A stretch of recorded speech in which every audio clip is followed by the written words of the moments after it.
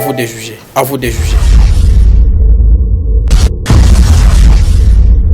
À vous de juger. À vous de juger. À vous de juger. Il paraît que c'est à vous de juger. À vous de juger. Mesdames et messieurs, fidèles téléspectateurs de Télé 7 et vous tous qui nous suivez de partout à travers les plateformes YouTube, un peu partout, YouTube sur Radio 7, YouTube sur Mbelela 7, nous sommes là pour vous, nous sommes là pour vous amener ce que nous pensons et ce que les Congolais pensent de la gestion de notre pays. Jantini Ngobila, après avoir pris des mesures pour éradiquer ou lutter contre la pandémie de Covid-19 à Kinshasa, avait pris quelques mesures. Mais après une journée seulement, le gouverneur de la ville de Kinshasa est revenu sur ses décisions, surtout en ce qui concerne les transports en commun. Nous allons juger, nous voulons savoir, est-ce que toutes les décisions prises par ce gouverneur de Kinshasa sont-elles réfléchies? Il a fermé les grands marchés. Est-ce que c'était une décision réfléchie? Jusqu'à aujourd'hui, les travaux n'ont jamais commencé et les gens se demandent pourquoi cela. Travaille-t-il en défaveur du chef de l'État et en défaveur de la population quinoise? Vous allez en savoir tout sur ces dossiers ici avec nos invités et analystes. Qu'est-ce qui différencie la gestion de Joseph Kabila d'avec celle de Félix Tshisekedi en tant que président de la République? Est-ce que Félix Tshisekedi fait la continuité de Joseph Kabila? Est-ce qu'il y a une rupture? Est-ce qu'il y a un nouveau vent avec Félix? Comment ça se passe? Nous allons parler de la justice sous Kabila, justice avec Félix Tshisekedi. Nous allons parler de la gestion de l'armée sous Kabila, la gestion de l'armée sous Félix Tshisekedi, et nous allons prendre le panier de la ménagère, volet social. Est-ce qu'il y a à comparer? C'est la même chose? Il y a eu des innovations? Vous allez tout le savoir ici, avec nos invités. Johnny Mpoyi, bonjour. Bonjour, monsieur Emile. Vous allez bien? Très bien. Cédric Matadi, ça va? Très bien, merci. Vous êtes le bienvenu dans cette émission À vous de juger, parce que c'est la toute première fois que vous venez. Merci beaucoup, monsieur Emile. Merci. Monsieur le professeur Yeni Nkumu Yakim Banseke, bonjour. Bonjour. Merci d'avoir répondu présent à notre invitation. C'est la toute première fois que nous vous recevons ici. Merci beaucoup. Mesdames et messieurs, à vous de juger ce parti. À vous de juger. Il paraît que c'est à vous de juger. À vous de juger. Nous allons commencer par la petite thématique concernant la ville de Kinshasa. Vous avez suivi tous les décisions prises par l'hôtel de ville de Kinshasa, représenté par Jantini Ngobila, sur les fermetures des bistrots, de vendeurs, des chasses des vendeurs des alentours des grandes artères de la ville de Kinshasa, la suppression ou la révision des taux d'accueil de l'église, des transports en commun. Mais curieusement, le gouverneur est revenu sur sa propre décision, mais concernant seulement les transports en commun. Et du coup, des questions naissent. Messieurs les invités, d'après vous, est-ce que le gouverneur de Kinshasa, Jantini Ngobila, quand il prend ses décisions, est-ce que ces décisions-là sont réfléchies avant? Johnny. Oui, merci Emile pour la parole m'accorder. Je pense que la question posée, c'est une question très, très épineuse, à telle enseigne que moi, personnellement, je ne parviens pas à saisir le gouverneur de la ville, province de Kinshasa. Je ne parviens pas à le saisir dans sa façon de gérer cette province ici. Monsieur Emile, je peux vous affirmer que Ngobila, si j'avais le pouvoir de nommer et de révoquer, ces messieurs-là seraient partis depuis hier. J'allais les révoquer. Si j'avais le pouvoir de révoquer le gouverneur, Pourquoi? Ngobila serait parti. Pourquoi? Vous savez que c'est une honte grave. Une autorité au rang de Ngobila là gouverneur capital de Kinshasa, qui représente tout un pays, comme la République démocratique du Congo, il prend une décision, pas même 24 heures, je dis bien pas même 24 heures, Ngobila revient sur cette décision-là. C'est une honte. Mais les conséquences sur le terrain. Sous autres cieux, bien qu'il y ait des conséquences, comme vous le dites, il allait lui-même démissionner. Parce que les décisions prises par Ngobila attestent à suffisance que Ngobila, avant de prendre ces dernières, n'a pas été conséquent et tous les paramètres n'ont pas été vérifiés. Parce qu'avant de prendre les décisions, il faut étudier les conséquences qui en découleront. C'est ça la gestion. Donc les mesures prises par Ngobila n'ont pas été des mesures rationnelles. C'est irréfléchi, irrationnel. Cela prouve que Ngobila n'a pas un noyau stratégique, n'a pas de cabinet d'études. Et Ngobila doit démissionner. Moi, je suis prêt d'organiser les sittings.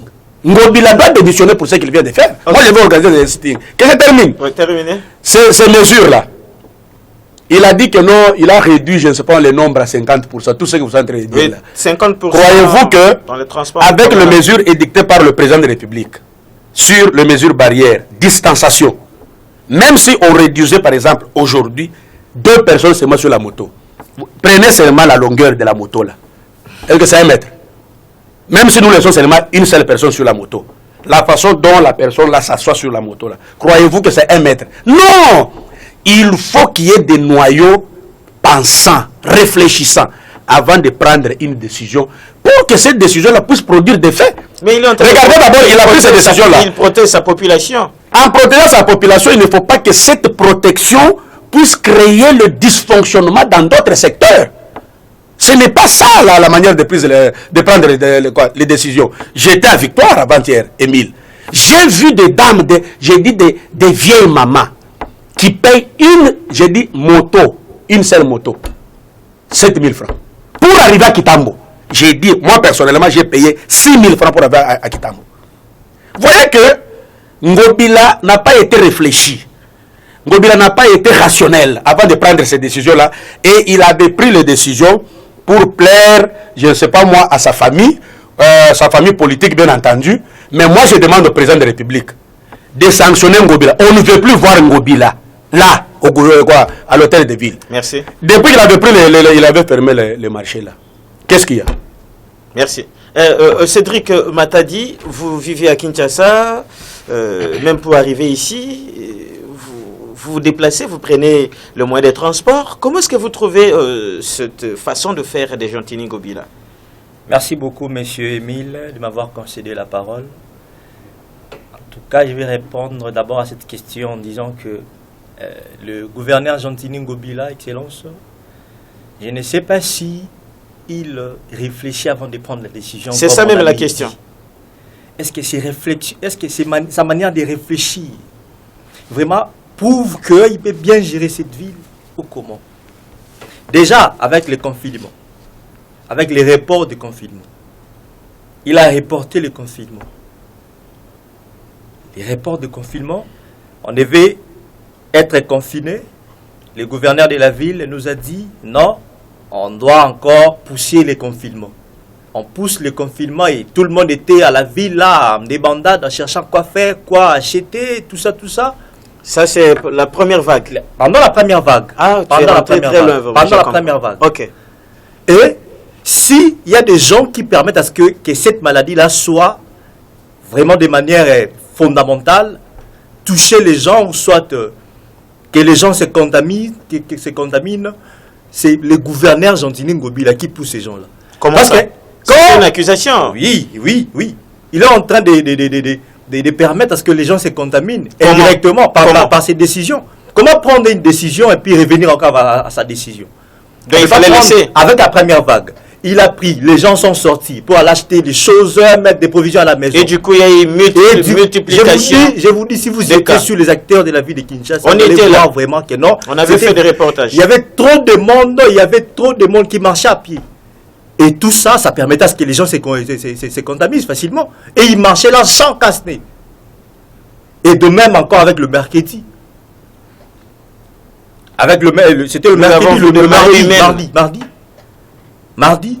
C'était bizarre, je vous dis, sur la ville de Kinshasa. Alors, qu'est-ce qu'il faut pour lui? Qu'est-ce qu'il faut? La chose que je pourrais demander à notre gouverneur, même pas les révoquer comme l'ami a dit, mais plutôt qu'il puisse avoir des atouts possibles. Donc, il y reste. Qu'il puisse avoir, il peut rester, Oui. mais au moins, oui, on peut être chef, on peut être chef sans être intelligent, on peut être chef, mais être chef ne dit pas qu'on est intelligent, être chef ne dit pas qu'on est supérieur aux autres. Je lui demande à ce qu'il puisse chercher un noyau, qu'il puisse chercher comment réfléchir avec les amis avant de prendre la décision. Donc, il révoque ses conseillers. Qu'il ne révoque pas ses conseillers, mais au moins qu'il les appelle pour une réflexion d'ensemble. Ok. Professeur, Merci beaucoup pour la parole. est-ce que le gouverneur travaille en défaveur du président de la République? Je disais merci beaucoup pour la parole. Ouais. Moi, je pense que nous devons inscrire cette question dans la gestion globale de la pandémie. Parce qu'en disant que les mesures ne sont pas réfléchies, bon, je ne sais pas comment partager votre avis, je dirais ceci. Vous savez que les décisions sont prises des concerts avec le gouvernement central, au-delà juste l'unité gestionnaire de la pandémie. Hein? Non seulement ça, je crois bien tout part du gouvernement central. Parce que ne soyons pas dupes, tout part du gouvernement central. En analysant les mesures prises d'abord par le gouvernement, pas par le régime Tshilombo, je crois bien il y a lieu d'identifier quelques éléments aussi réfléchis, irréalisables, au vu pratiquement de notre environnement. Je pense que c'est bien de condamner M. Gentini Ngobila, mais il faut pratiquement s'inscrire dans la gestion globale de cette pandémie. Aujourd'hui, combien de tests avons-nous pratiquement réalisés depuis que la pandémie a commencé? On a réalisé combien de tests? Est-ce qu'on peut vraiment, on peut aujourd'hui mesurer la vitesse de cette pandémie ici en RDC? Est-ce que la prise en charge de malades, un pays qui ne dispose pas de matériel adéquat pour prendre en charge, je crois bien, le malade du Covid, mais on se donne l'élix aujourd'hui d'acheter 500 jeeps et on veut condamner Ngobila. Oui, Ngobila, c'est un élément du système. C'est un élément du système. Je crois bien, je vous renvoie à lire le professeur Iloloto Ilangobanga qui a écrit sur la décentralisation chaotique. Je crois bien, je dirais aujourd'hui, la gestion chaotique n'est pas l'apanage de celle Ngobila. C'est l'apanage pratiquement de tous les gouverneurs.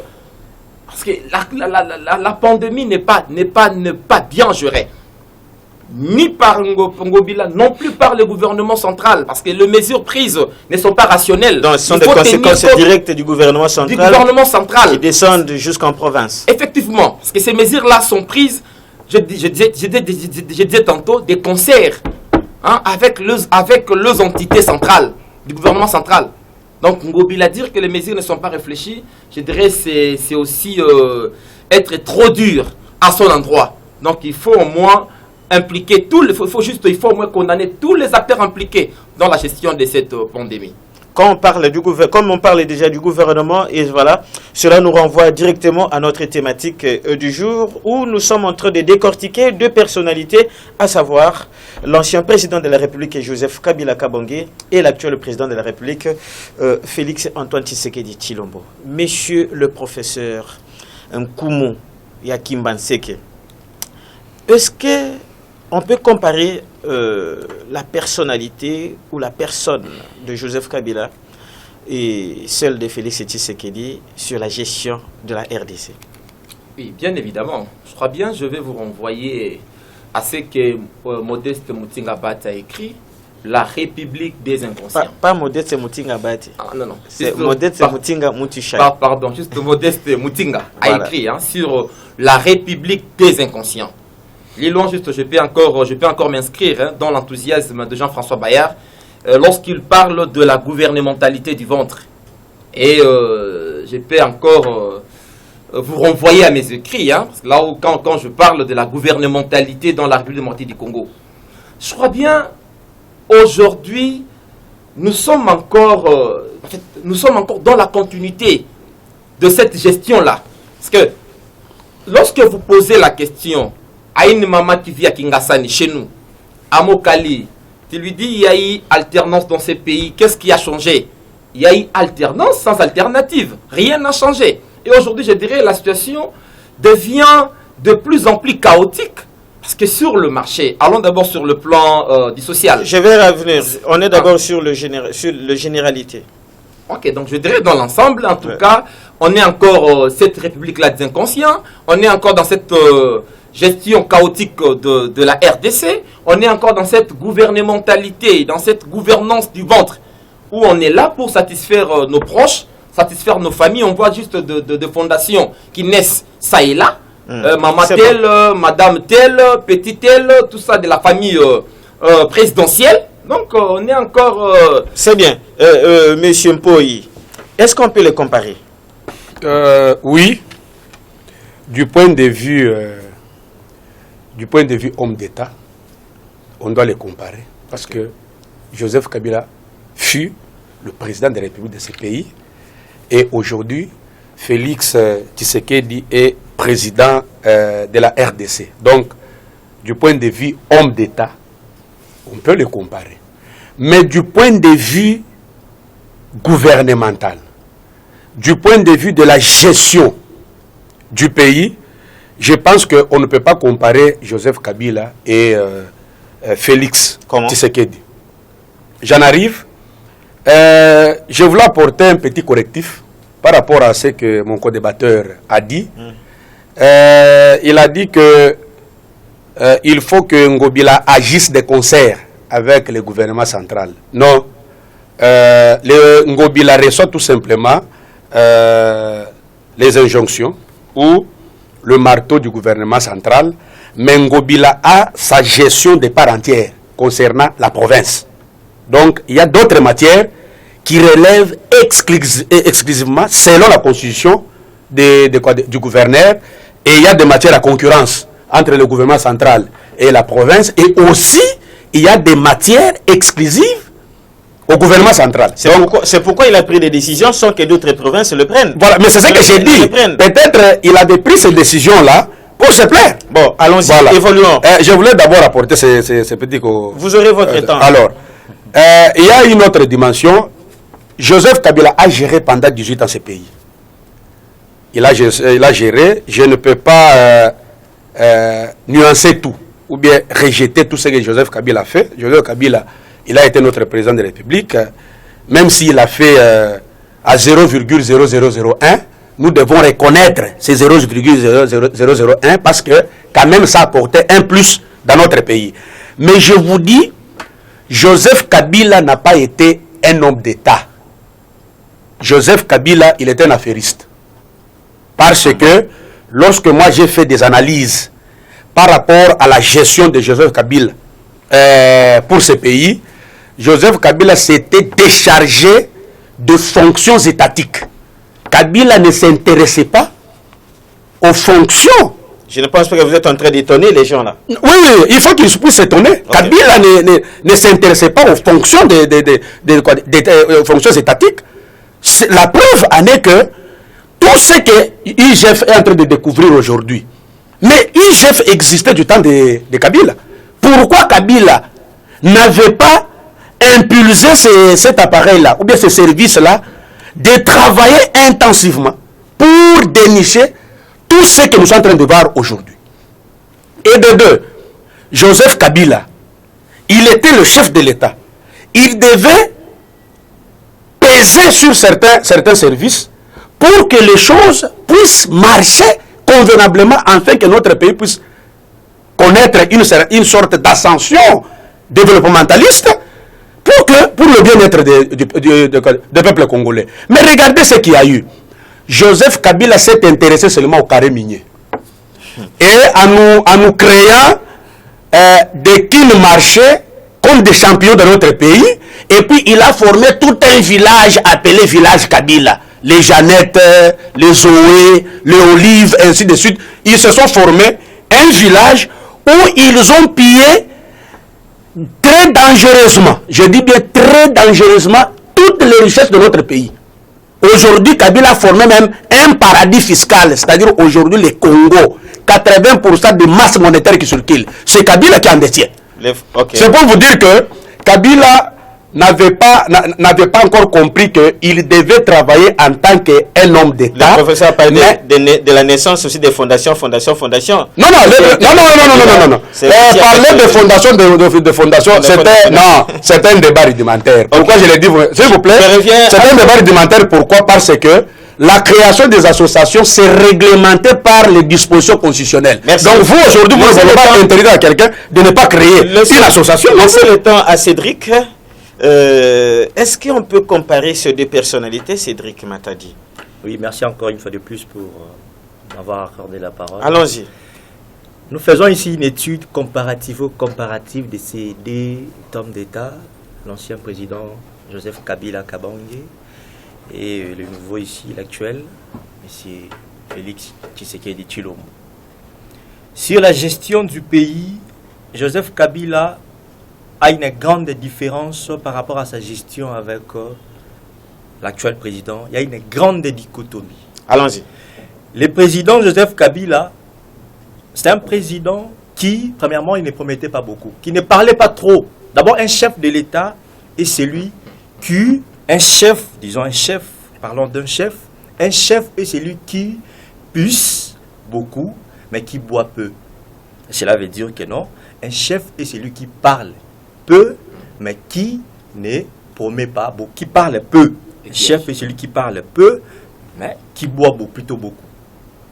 Il écoute trop, beaucoup écouter, mais peu parler. Avec des actions mais aussi. Oui, bien sûr que oui. Quand il parle, c'est pour réaliser. Et quand il écoute, c'est pour analyser maintenant et puis après réaliser. Ça, c'est Oui, là, c'est Joseph Kabila, il était comme ça. Ouais. Il posait des actes. Mais aujourd'hui, là, avec le président Tshisekedi, le président Tshisekedi ne fait que promettre. Il y a trop de promesses et qui engendrent des problèmes. Aujourd'hui, ces promesses sont considérées d'ailleurs comme une manière de mystifier la population. Et c'est considéré comme des fracas dans les oreilles même de la population.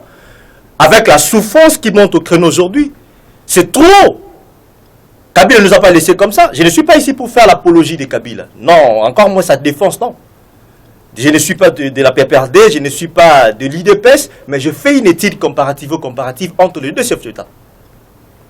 Allons-y. Le président Kabila réalisait ce qu'il réalisait, mais il promettait moins. Il n'avait pas vraiment de compte à rendre avec la population par rapport à ses promesses. Mais s'il faut revenir avec le président Tshisekedi, avec ses comptes à rendre avec la population, qu'est-ce qu'il va dire en 2023 à l'est du pays? Il a placé les Kijé là-bas. Revenons, alors nous allons prendre le volet justice. Justice sous Kabila, justice sous Tshisekedi, Johnny Poyi. Oui, Émile, je voulais un peu balayer. Allez-y, vous avez, Il y a d'autres allégations qui fâchent. On va avoir quand même des minutes. Qu'est-ce que je veux dire par là? 2 minutes. Joseph Kabila ne parlait pas trop. Il ne promettait pas. Mais en se réservant de parler, en restant calme, qu'est-ce qu'il a fait? Est-ce qu'il est de principe que celui qui ne parle pas trop, c'est celui qui peut faire? Ça, c'est l'idée de principe. J'ai dit c'est quelle dimension où les gens veulent nous amener? Pour ne pas dire c'est quel raisonnement? Est-ce que celui qui ne parle pas trop, c'est celui qui peut réaliser? Et celui qui parle trop ne veut pas réaliser? C'est faux. Ça, c'est un faux débat. Si vous manquez d'argumentaire, taisez-vous. Le problème qui est ici, c'est quoi? Taisez-vous, vous aurez votre état. Joseph Kabila, naturellement, c'est un monsieur qui ne parle pas. Ça, c'est un caractère récessif. Non, ne pas. Il parle. Effectivement. Il dit qu'il ne parle pas trop. Non, j'ai dit ceci. Voilà. Kabila parle, si je dis que non, Kabila ne parle pas, c'est un caractère récessif. Il est né comme ça. Il ne parle pas trop. Abordons maintenant la dimension promesse.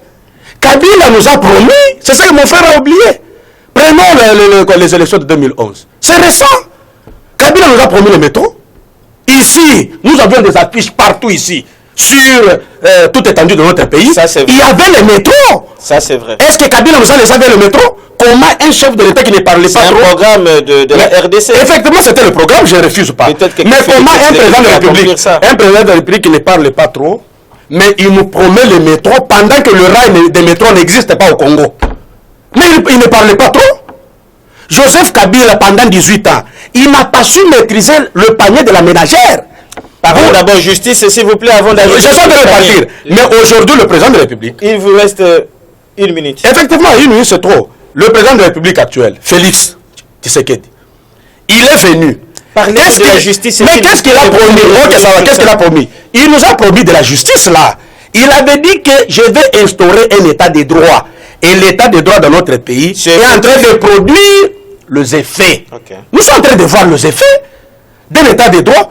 Aujourd'hui, je vous informe, sur le plan justice, comme vous venez de poser la question, Molière, à 8 heures, il a appelé le porte-parole de 33e région militaire. Si je ne m'abuse pas, le porte-parole, là, qu'est-ce qu'il a dit? On vient d'arrêter 3 officiers à l'est là-bas. C'est quelque chose qui ne se faisait pas sous le régime Kabila qui ne parlait pas trop. Mais aujourd'hui, on arrête les généraux. Vous partez en Dolo ici. Vous allez trouver les généraux là-bas, sous le régime Félix, qui sont arrêtés. Aujourd'hui, lui-même l'avait promis, lorsqu'il était à l'extérieur. Il avait dit, sous mon régime, il n'y aura pas d'intouchable. Effectivement, nous sommes en train de le constater. Merci. Sur le plan de justice. Votre temps est épuisé. Voilà. Professeur, justice sous Kabila, justice avec Félix Tshisekedi. Oui, la justice 2 minutes. sous Kabila.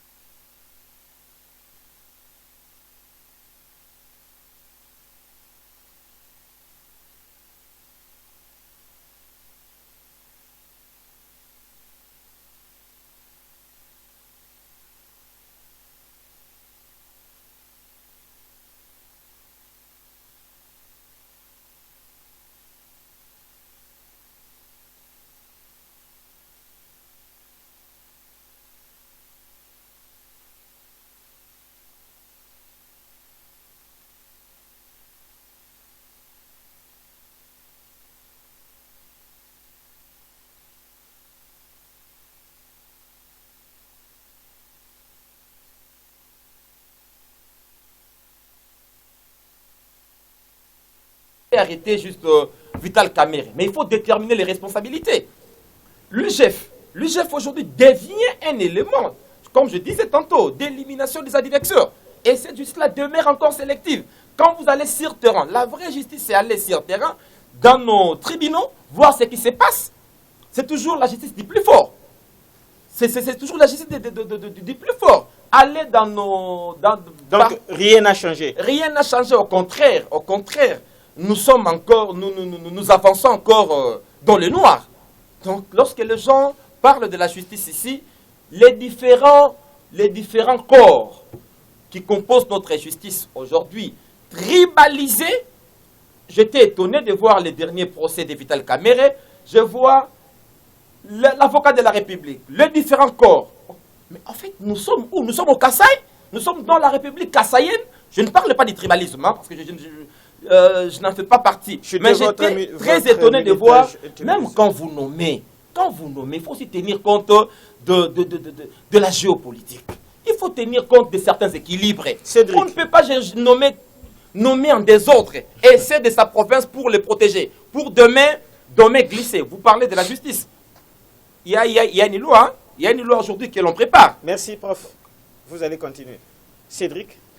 Oui, merci beaucoup encore une 2 fois minutes pour la parole. Parlez-nous Sur le plan de la justice. justice, en tout cas dans ce pays, s'il faut comparer Kabila et Tshisekedi, oui, c'est vrai que à l'époque du président Kabila, il y avait un peu de l'impunité.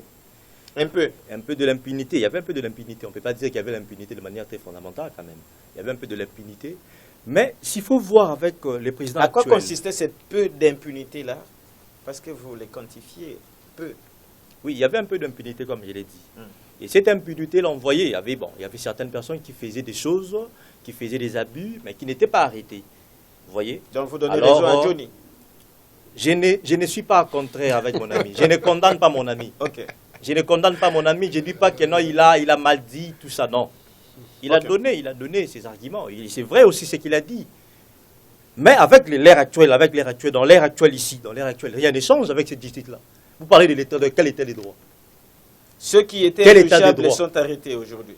Qui est arrêté? Est-ce qu'il est arrêté? On parle des généraux, des officiers supérieurs de l'armée qui ont donné des effectifs mensongers. On a découvert autres et ils sont aux arrêts. Vous avez déjà suivi l'arrêt d'un général ici en RDC durant 20 ans. Monsieur le journaliste. C'est qui? Monsieur le journaliste. Mais c'est lui qui... Allons-y, vous aurez votre temps. Monsieur le journaliste, laisse-moi vous dire, cet état de droit ici, c'est un état fictif, un état de droit d'apparence. Il n'y a rien de grave. Vous vous basez sur quels éléments? C'est juste pour faire montrer aux gens que non, il y a l'état des droits. En réalité, il n'y a pas l'état des droits. Quel état des droits? Alors, je voulais savoir. Parce que nos téléspectateurs les présidents de la République veulent savoir tout, même le petit détail.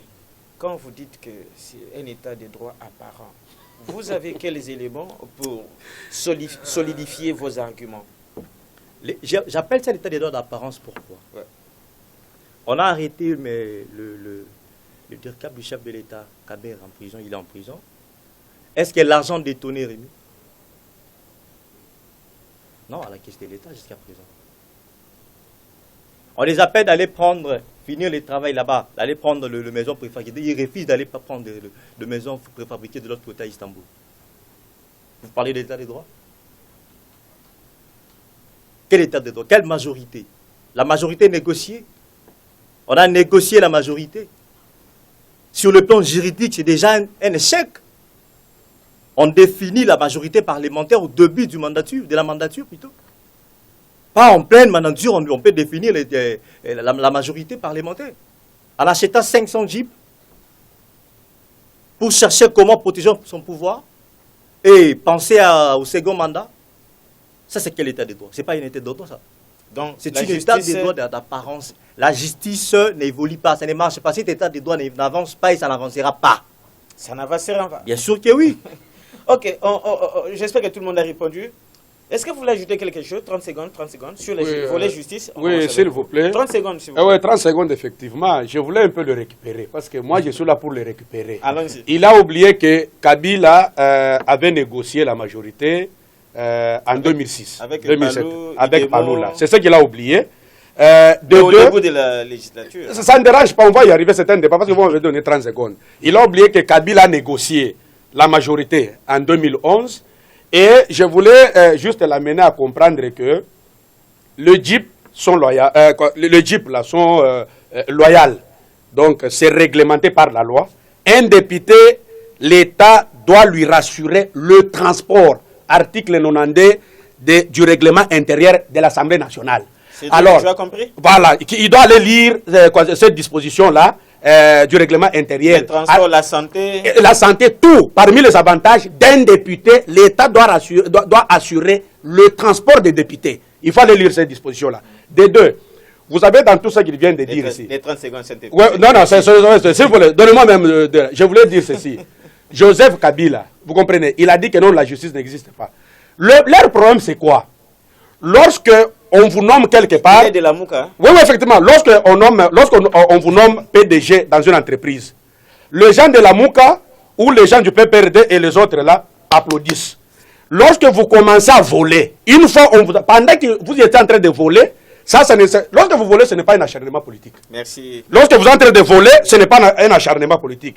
Une fois seulement qu'on met la main sur vous, là, vous commencez à crier non, acharnement politique, chasse aux sorcières. Faux. Professeur. Aujourd'hui, le mandateur aujourd'hui ne peut plus jouer. Merci, Johnny. Voilà. Prof. Je crois bien la transhumance que nous venons de connaître, hein, donc le transfert de la majorité. Lorsqu'on dit transhumance, parce que les gens peut-être définissent encore mal certains concepts en RDC. La transhumance veut dire quoi? Vous changez de camp moyennant quelques échanges matériels, donc on vous donne quelque chose. On sait combien coûte aujourd'hui un député de la majorité. Il coûte 132 000 $. Là, l'IGF est absent. Quand les régimes... Qui a taxé ce Non, c'est une fausse allégation. Je ne peux pas laisser passer ça faux et archi faux. Comment vous pouvez me tromper aux médias? 120 000 $. 120 000 $. Je protège mon invité. Ah, Allons-y. Émile, il ne faut pas tolérer de telles histoires. Il va nous le prouver. Voilà. S'il vous plaît. Allons-y. Mais nous commençons par le départ de Mabunda. À un coup. Hein? Le départ de Mabunda. C'est qui paye ce frais-là? Oh, mais c'est le régime Chilombo qui corrompt. Ça, c'est la corruption à ciel ouvert. Grave. C'est la corruption à ciel ouvert, messieurs. On connaît, on a vu Daniel Safo, hein, qui disait à la télévision, on nous a promis des jeeps. On nous a promis, on nous a promis des jeeps. Ces jeeps-là, en fait, il ne revient pas au chef de l'État hein, de pouvoir donner des jeeps aux députés. Parce que des fois, là, nous confondons les choses. Bien sûr. Ces jeeps constituent pratiquement une corruption à ciel ouvert. Hein? Ça, c'est une corruption. C'est comme si vous n'avez pas suivi ce que Johnny a dit. Papa, je ne fais pas le juridisme. Mais allez lire l'article 92 du règlement intérieur. Moi qui vous parle. Okay. Le thème est garanti, les transports, la santé, tout ça. Alors, pourquoi juste le régime ne vient pas me les donner? C'est parce que on voulait. Soyez calme, monsieur. Papa, les témoignages sont là. D'ailleurs, je crois bien aujourd'hui, vous allez suivre la conférence des députés de l'ECID, qui vous diront comment le régime en place a fait des promesses. Au-delà des promesses, on sait que les députés ont été juste soudoyés. Ils ont, pour faire partie de moi, je ne sais pas. Pour avoir la majorité actuelle. Papa, les 10 000, les 20 000 ont circulé ici. Là, l'IGF était malade. Ce jour-là, l'IGF était pratiquement hospitalisé. L'IGF ne sait pas intervenir. Merci. Papa, ça ne marche pas. Dans ces pays, il ne faut pas nous parler de l'état de droit. Ça, c'est une anarchie. Nous vivons dans l'anarchie. Parce que lorsque l'état de droit devient l'état de droit pour les uns et une anarchie pour les autres, je suis désolé.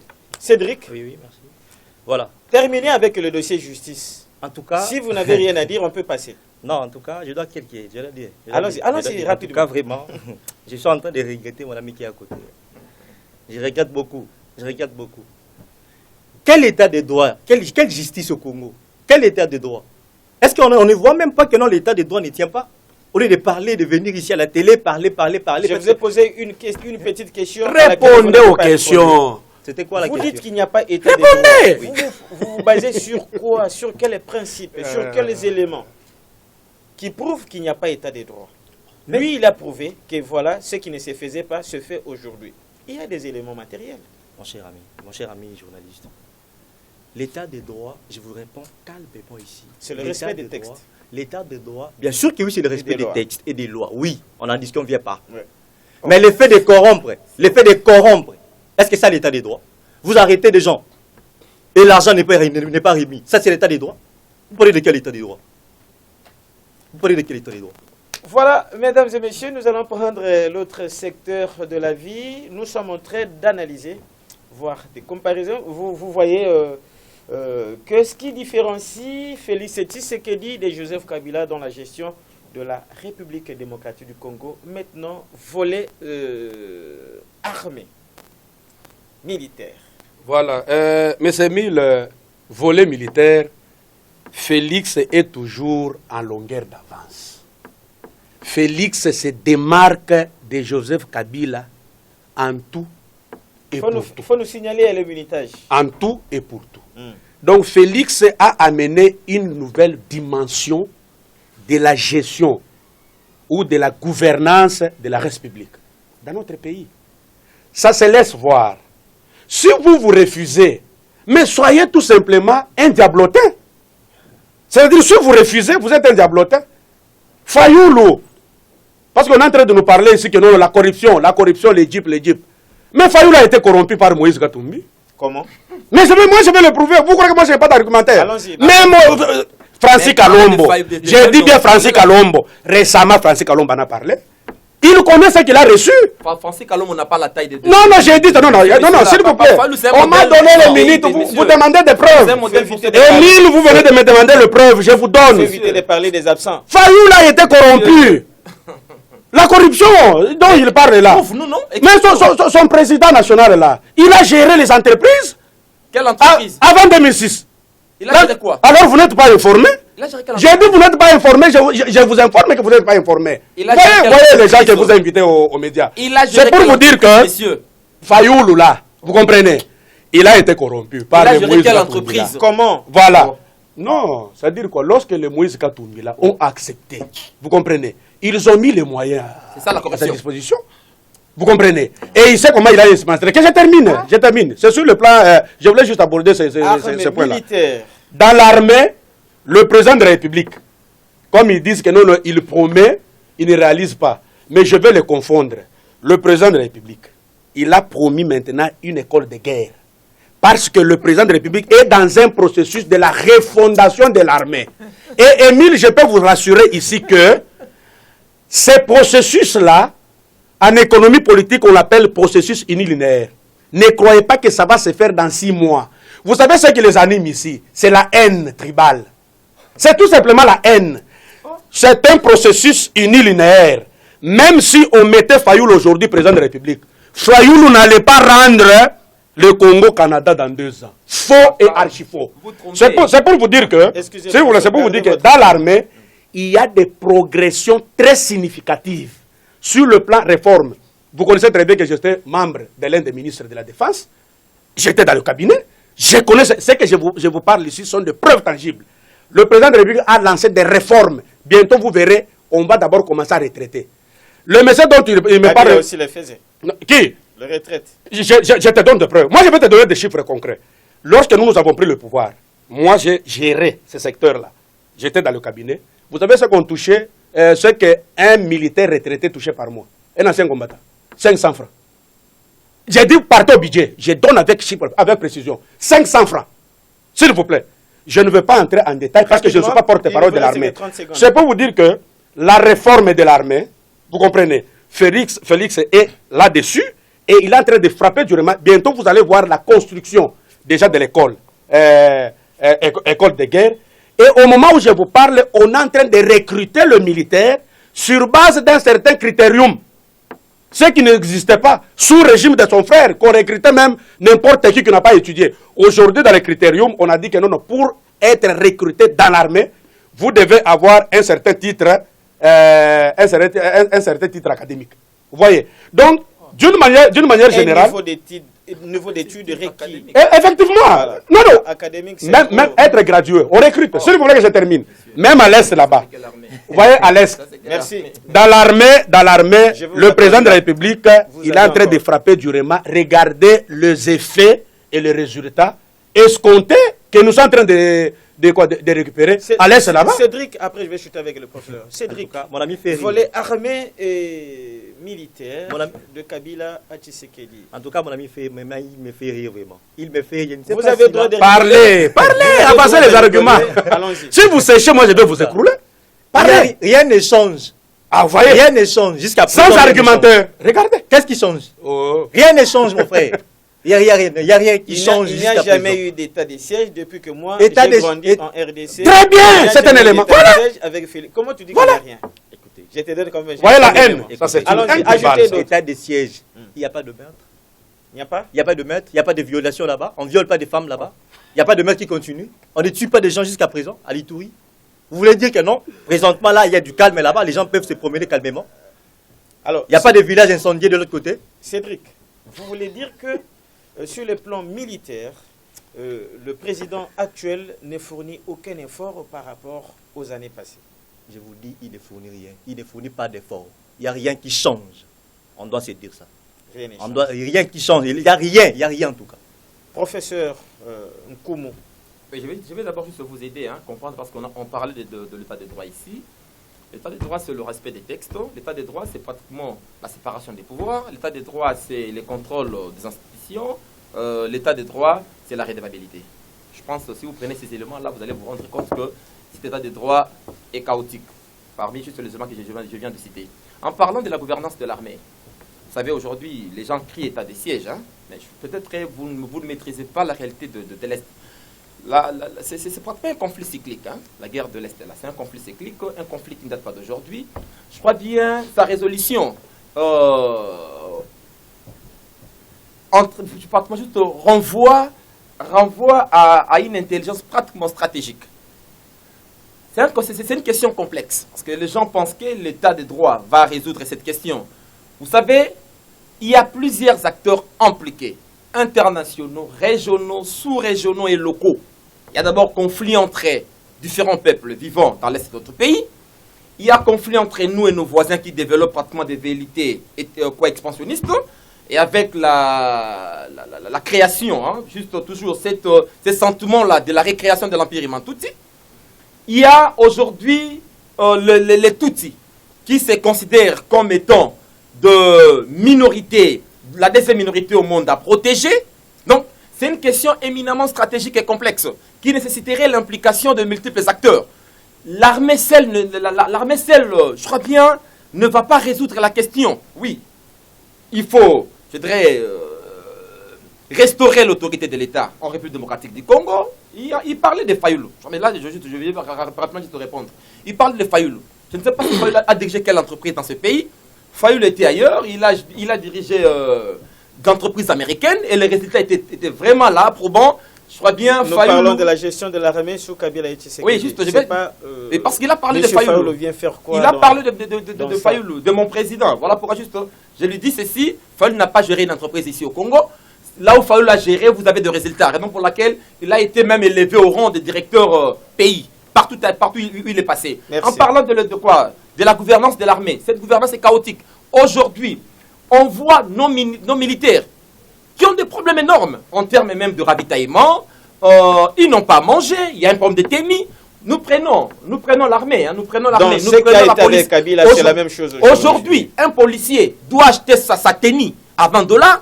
Il y a pour demander à ceux qui gèrent nos SIAT, aujourd'hui on te nomme major dans un SIAT, tu dois acheter tes propres, tu dois acheter des armes pour alimenter tes sous. Un policier acheter les armes. Je vous dis vrai, il achète. Nous allons approcher le général. D'ailleurs, il y a certains. Je vous dis aujourd'hui, ce que j'ai dit là, c'est incroyable, mais ça se passe dans ce pays. Il y a certains qui sont transformés en vendeurs de carburant. Mais il y a un problème. Certains militaires sont transformés en vendeurs de carburant à l'est des républiques. Donc, Nakim, sur le plan social, aujourd'hui, sur le plan social, maman Nanga, ma mère de Kumbatseke, mais ne sait pas voir l'état de droit dans Nzungunaye. À Kumbatseke, prenons juste la route Mokali, aujourd'hui délabrée. Aujourd'hui, la police. Kinshasa n'est pas la RDC. Kinshasa n'est pas la RDC. Ouais. Kinshasa, c'est pratiquement, je dirais, la ville miroir. Non seulement la ville miroir, identité de la RDC. Identité de la RDC où on ne sait pas vivre vraiment cette alternance. On ne sait pas vivre cette amélioration de nos conditions socio-économiques. Sur le plan social, aujourd'hui, nous avons perdu notre pouvoir d'achat. Quand Kabila a quitté ce pays, je ne fais pas l'apologie de Kabila parce que c'est aussi un mauvais gouvernant. Un mauvais gouvernant. Qu'est-ce qui ne va pas? Non, Kabila aussi un mauvais gouvernant. Mais juste quand vous prenez, nous parlons de la suite logique, de la deuxième grossesse. Parce que ces pouvoirs n'est que l'émanation de Kabila. C'est Kabila qui a nommé Tshisekedi, on le sait. Tshisekedi n'a jamais gagné les élections dans ce pays. Tshisekedi n'a pas gagné les élections. Je crois bien toutes les officines en parlaient. Toutes les officines en parlaient, les catholiques, tout ça, la communauté internationale en a parlé. Tshisekedi n'a jamais gagné les élections. C'est d'abord un pouvoir illégitime, prédateur. Aujourd'hui, qui ne va pas nous amener de changements probants. Donc je vous assure que nous allons continuer dans cet état. Bon, quand le maire, il est aujourd'hui de créer sa loi pour glisser, nous allons barrer la route. Merci. Et Cédric, En tout cas, les... social, volet social. Je ne sais pas, je ne sais le pas. pain de la si- ménagère. Comment est-ce que vous mangiez il y a 5 ans et ce que vous mangez aujourd'hui, ce que vous touchiez, vous qui travaillez, par rapport à aujourd'hui, les enseignants, ceux qui touchaient hier, les infirmiers, les médecins, les professeurs, aujourd'hui, c'est... Je ne sais pas Il si y a pas les photo. slogans, le peuple est d'abord, tiennent toujours. C'est un slogan. C'est un slogan, bien sûr que oui, le peuple est d'abord, tient toujours. Je ne sais pas si ça tient. En tout cas, ça ne tient même pas. sans contenir. Vous êtes Le trop peuple- négativiste depuis que le vous êtes peuple là. est d'accord. Non, non, non, non, non, non, le peuple est d'abord. Nous parlons du peuple d'abord. Vous êtes au pays depuis l'année prochaine déjà. C'est la dernière année. On voit 2023, l'année électorale. Le peuple d'abord. Il n'y a rien qui change dans le peuple d'abord. Allez voir les haussements Vous des vous prix. attendez à Allez- quoi allez- vous avez voulu voir les quoi sociales, Ouais. les sociales. C'est mon quoi frère. les sociales? Nous souffrons ici dans notre pays. Nous souffrons absolument dans notre pays, mon cher. Descendez même dans les marchés des Iguida ici, vous allez voir. Comment est-ce que les choses se déroulent là-bas? Comment est-ce que nos mamans, dans quelles conditions Je ils vivent? dis- Comment je est-ce que dis- les gens je vivent dis chaque ceci. jour? Vous parlez avez- d'état des droits. Vous voulez voir quoi s'améliorer Les concrètement? sociales de la population. quoi les sociales? Les sociales de la C'est quoi les population. sociales? Mais Les sa manière salaires. de vivre, le Les salaire, salaires tout de ça, gens. le vivre de chaque Hein? jour. Le mieux-être de la baisse population. de prix de denrées alimentaires sur le marché. Quel taux? Parlez de quel taux? Les taux des dollars. Merci Les beaucoup. Kabila nous a laissé avec quel taux? Et maintenant nous sommes où? Merci. Je ne suis pas, en tout cas, je ne suis pas en train de faire l'apologie de Kabila ici. Mais au C'est moins, ça que vous bien faites que... sans le savoir. Non. Lui aussi, Je suis en train de faire, je suis en train de faire une comparaison. Merci. Alors, on termine avec Johnny. Oui, Vous avez suivi vos deux co-débatteurs là, qui balaient tout ce que, tous les efforts fournis par le chef de l'État aujourd'hui et pensent que hier était mieux qu'aujourd'hui. Oui, c'est ce que je viens de vous le dire ici. Il est animé de la haine. Regardez-le bien. C'est la haine qui l'anime. Vous comprenez? Il est le Tammy prototype. veut pas qu'on dise la vérité, quoi. Lui, il appelle ça la politique, quoi, la vérité. Si je lui posais seulement la question, qu'entendez-vous par la vérité? Est-ce qu'il peut me répondre? Vous l'avez posé seulement une simple question, il n'a pas su répondre. Un monsieur qui vient au débat, mais sans argument. Voyez, moi, mon problème qui est ici, c'est quoi? Je voulais amener nos frères de comprendre que Monsieur Fayoulou, il faut que je le cite parce qu'il a cité. Qu'est-ce que Fayoulou vient faire dans Non, je ne savais pas parce qu'il a cité. Je l'avais cité parce qu'il avait dit que non, Chilombe a amené la corruption. Monsieur Fayoulou, avant qu'il ne se sépare avec Et Félix, le népotisme. il était en train de... deux minutes, on termine. Oui, il est en train de frapper durement pour que Kabila quitte le pouvoir. Regardez lorsque je parle de la corruption. Fayoulou est corrompu. Parlez-nous du Comment vous aviez demandé que... Non, je vais parler. Même dans une seconde. Même dans une seconde. Non, mais parlez. Ce sont mes Les gens minutes. qui nous suivent ont besoin de Effectivement, ce sont mes minutes. J'ai dit ceci. Oui, ce sont tes minutes, mais il faut répondre à mes Je préoccupations. Qu'est-ce qu'il va dire? Je réponds à ta préoccupation. Il n'a rien Oui, à dire sur le effectivement. social. Respectez mon invité. Il sait avant de se désolidariser avec Félix, il cherchait comment faire partir Kabila.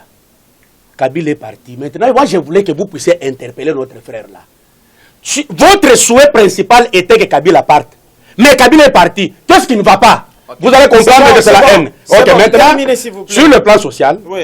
sur le plan social, Qu'est-ce qui a changé d'après vous? oui, sur le plan De social. Kabila à Tshisekedi, qu'est-ce qui a changé Voilà. sur le plan social? Je vous réponds. Vous voyez que vous me bouffez aussi mes secondes. Allez-y. Je vous réponds. Vous voyez le social, hein, c'est le secteur le plus clé de notre pays. Maintenant, regardez le schéma. Je suis en train de vous répondre. Regardez le schéma. Pour que le social soit effectif, comme eux le pensent, les deux ici, parce que leur problème, c'est le ventre. Regardez là où ils mettent le peuple congolais, c'est seulement au niveau du ventre. Pour que le social, là, Les deux amis ici. voilà, leur problème c'est le ventre. Ok. À part le ventre, il n'y a pas d'autre chose. J'ai dit ceci. Pour que ce social-là soit effectif, hein, il faut déclencher le mécanisme. mon Chutez, frère. on est à la fin. Déclencher le mécanisme, c'est quoi? Chutez. Il fallait d'abord prendre en étau tous les voleurs de notre pays. Son frère à lui. Avec les cartes de visa. Avec le détournement de millions. Pour que le social soit alimenté, il faut que ce secteur-là soit, je ne sais pas moi, bien géré pour que cet argent-là permette au chef de l'État de commencer maintenant à résoudre. La On vérité, va c'est quoi? attendre combien de temps? Non, non, la vérité, non, la vérité, c'est Mon quoi? ami, si tu n'as pas Le social, le social, c'est quoi? Le social est encore une zone quasi neutre. Pour l'instant. Oui, pour l'instant. Ok. Je vous ai toujours dit que moi, je ne suis pas dans l'aile. Pendant que les mandats touchent à sa fin. Le prix, même si Pendant que les mandats touchent à sa fin. il sera président de la République en 2025. Qu'est-ce que toi tu penses?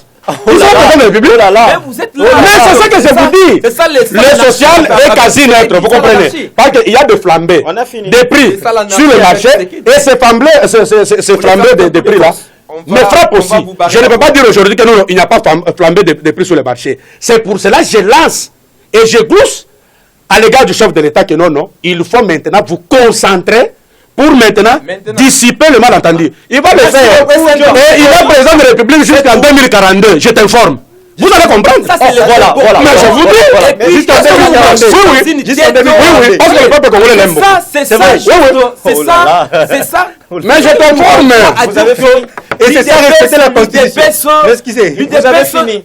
Mais c'est la théorie de la conservation du pouvoir. Toi, tu ne sais pas. Même pas conserver le pouvoir. C'est ça, respecter la Constitution. On respecte. La Constitution, c'est qui? Jusqu'en 2042. C'est le peuple souverain. Merci beaucoup. C'est le peuple souverain si tu ne sais pas la Constitution. J'ai demandé à ce que Merci. Il y a des lacunes. Cédric, s'il vous plaît. Il est hier. S'il vous plaît. Il ne fait que promettre aux Est-ce gens. que vous Qu'est-ce qu'il pouvez fait? respecter les présentateurs de cette émission, s'il vous plaît? Ça fait mal, hein. Ça fait Merci. mal, ça fait mal. Cédric, est-ce que tu peux respecter les présentateurs de cette émission Merci beaucoup. et les téléspectateurs? Merci beaucoup, mesdames et messieurs, de nous avoir suivis. C'était pour moi un réel plaisir de recevoir ici même M. Johnny Mpoi, M. Cédric Matadi, M. Edin Koumou, tous Congolais, de pères, de mères, de nationalités. Merci de nous avoir suivis. Merci à Eric Wamba qui s'est battu comme un lion. Merci beaucoup à Yann Moutoubile. Merci à vous tous qui nous suivez. À vous de juger, c'est tous les jours. On se retrouve demain, même fréquence, même chaîne, même présentateur. Au revoir.